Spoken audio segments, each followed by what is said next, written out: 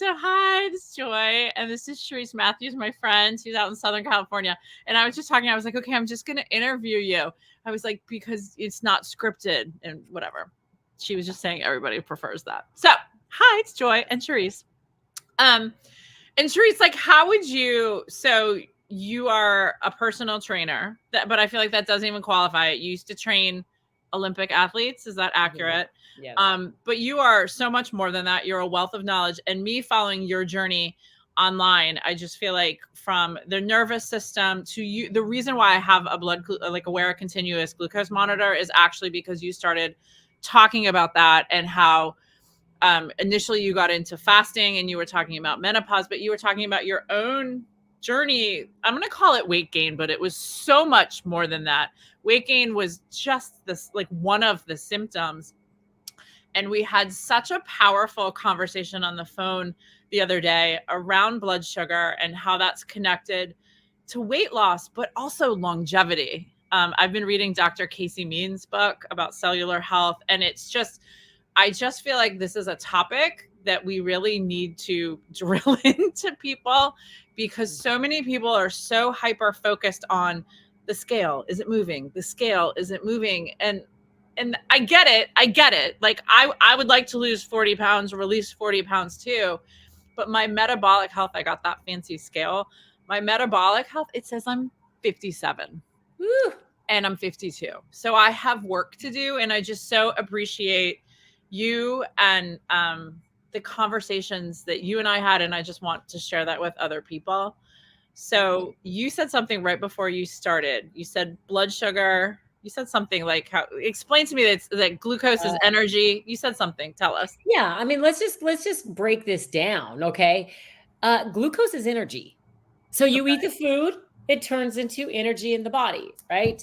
Okay. And it is necessary. We can't live without food. We can't live without energy. We need energy to move. Our eyes need energy. Our heart needs energy to pump. Our muscles need energy to move, right? Every system in the body needs energy. And where do we get the energy? From food. You eat it, it turns into glucose in the body. That's a simple description of what is glucose. Okay. Right. So just back this up just really quickly. When I was young, I would get dizzy when I would take a bite of food, and I wouldn't even swallow it yet. And I'm like, woo, I'm dizzy. And went to the doctor way back in the day. And doctor's like, well, I think it's just in your head. And I'm like, it is in my head. I'm really dizzy. And they're like, okay, hon. Well, anyways, and just move on. And I always had an issue with blood sugar issues. I'm half Greek, half Italian. We had pasta every night. I ate in the fat-free bagel days. It was fat-free, so I had 3 of them a day. Snackwells. I'm a Snackwells girl. Oh gosh, I was right there with you, Joy. Yeah. Right there with you. So, fat-free, I was teaching 14 classes a week and, fitness, and eating 3 bagels a day with fat-free cream cheese. And it was the fat-free era, right? So in that, I mean, my blood sugar got whacked out, and I knew. I did some DNA testing on myself. I had it done. And number one issue for me is insulin resistance. And so I'm like, ooh, I gotta pay attention to this. And so, I slapped on a CGM, a continuous glucose monitor, to figure this whole thing out. I still have one on right now. It's been fascinating. Okay, wait. Okay, so let's pause. What is, like, talk to me like I'm 4. What is insulin resistance? Okay, so here we go. When you eat the food, it turns into glucose in the body. Yep. So it's like someone arriving to the airport. Okay. And they call an Uber, and the Uber is insulin. Okay. To come pick it up. But hold on. Let's pause for a second. Pause right there. All the systems in the body, your organ systems, your heart, your brain, right? Your systems, your muscles can grab glucose without insulin. So the Ubers are hanging out in the pancreas. Okay. They're hanging out there. Just leave them there for a second. You eat the food, and your organs need energy to survive. So someone jumps out of the bushes and you go, ah, and you have to run. Okay. Your muscles need energy now. They're not like, excuse me, let me call an Uber. Hey, insulin, will you come pick up the glucose and drop it off to the muscles? I need to run now. Okay. Muscles need energy now. Okay. Okay. So they can just grab the glucose and take it.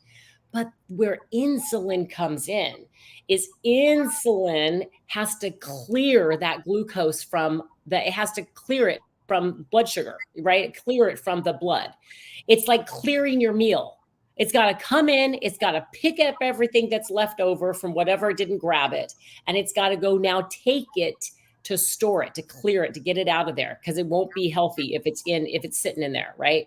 So what happens is where's the holding tank? It's like, look, we're slammed right now. So if you eat like sugar on an empty stomach and you have all this sugar that's coming into your body, insulin is like all Ubers on deck, let's go. And so all the insulin goes to grab all this excess glucose, and it can only take it to a couple places. There's only a couple holding tanks for that glucose. And number one is fat. So fat cell, get this. The fat cell is one of the only cells in the body that has to have insulin to open it up to send the glucose in for energy there. And it stores it there. So it stores it there. It can also store in the liver. Although that's like, have you ever heard of non-fatty liver disease? Yep. That's the insulin taking excess glucose and shoving it there, because it's got to take it somewhere. It's like, we're slammed. Oh my gosh, there are so many people that arrived at the airport at the same time. We've got to go grab everybody. We've got to go take it everywhere. We've got to. And at some point, there's a traffic jam. There's like way too many people, glucose, sugar, right? That's come in. And all insulin resistance is the Uber's going, we tap out, we're done. We cannot handle this anymore. It's literally an influx of too much sugar in the body. So is it fair to say that there's a connection, like for me, I hit 45, like perimenopausal, moving into menopause, and all of a sudden I had this belly weight. And somebody mentioned to me, like, I think you have to and I was going to all these doctors, like, what is going on? And nobody had an answer until one person, Danielle, if you're watching, she was like, I think you need to look at your metabolic health. And she recommended to start testing your blood sugar. So is that a common symptom, like that belly weight? Huge. And I'll tell you why. Is because what happens is, as hormones start to shift in the body, think about what cortisol is. Cortisol is a hormone. Okay. We know cortisol is cortisol raises, that's the stress hormone. Okay. So you can literally be under stress. I can be under stress. Okay. And I can test my blood sugar, test my CGM, and I can see that it's moved up, because your body under stress will release fight or flight hormones, cortisol, right? Which, hold on, Joy. When you have an excess of that hormone, cortisol, where does it get stored? In the belly fat, right? Yep. It's belly fat. That's cortisol. That's a classic cortisol face, classic cortisol, right? And so a lot of times what happens is, when the hormones, if your metabolic health isn't dialed in, which only 6% of the population has good metabolic health. 6% of the population. 6% of the American population has good metabolic health. That's an astounding statistic. I know. Crazy. And so then we hit perimenopause and our hormones are all in flux and everything else. And the body's like, whoa, what's just happened? We've got to try to regulate. And it's trying to do everything. It's trying to regulate hormones. Can't regulate hormones when your metabolic health is off, when you've got excess glucose running around your body, right? When you're maybe insulin resistant, when you may be reactive hypoglycemic, right? Your blood sugar can crash after a big spike. So it's trying to do everything at once. And the number one reason for that is an increase in cortisol. It's the fight or flight hormone. So we got like 2 minutes. Yeah. What do we do? So let me give you a couple, like, bang, bang, bang. Okay. Yep. Number one is higher protein. Okay, because it satiates you, but also your blood sugar will stay pretty stable if, number one, no naked carbs. No naked carbs. No naked carbs on an empty stomach. That means Don't you dare eat a cookie on an empty stomach. Don't you dare put a piece of candy. And it was like, oh, I'm just going to get a little snack and put it, when you have no food in you, no way. Okay. No way. You'll have the highest spike. You'll be whacked out. And sometimes you can't feel a high spike. You can only feel when your blood sugar goes down. That's been really eye-opening for me, is I don't feel the spikes. Yeah, you don't feel the spike unless it goes so astronomical. Yeah. But by that point, you've got type 2 diabetes. Yeah. But the thing is that, so number one, no naked carbs. Let's go back to this. No naked carbs on an empty stomach. That means no bread. You sit down at a table and you have bread with butter before your meal. No way. Don't even attempt it. Okay. That will spike. So no naked carbs. Okay. Then protein first. Put your protein and your fiber, your vegetables in. Okay. First.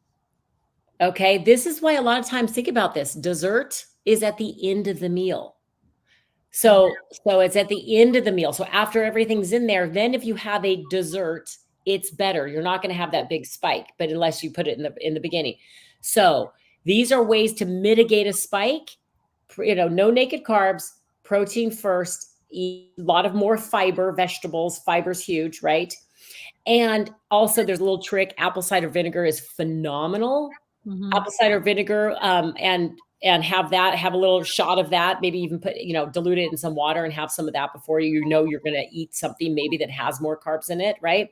And then the only way to drop that and not have a huge spike. So say you did eat something and you're like, oh my gosh, and I had a bunch of bread and I had a bunch of candy, whatever it may be. The only way to mitigate a gigantic spike afterwards is movement.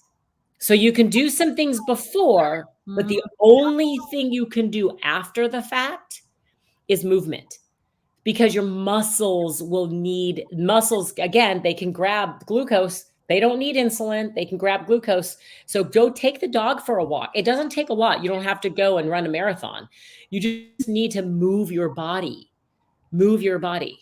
So let me just give you a quick example. 2 examples of how I did it right and how I did it wrong. Okay. I went to my very favorite restaurant out here. It's called Gianna's. It's phenomenal. Okay. It's Italian. She gets all of her flour from Italy. It's amazing. Okay. I had some apple cider vinegar before I left the house. Then we went. Then I said, I'm going all in. This is my restaurant. I don't care what I want, but I ordered it in a certain order. We ordered some olives. So there's higher fat.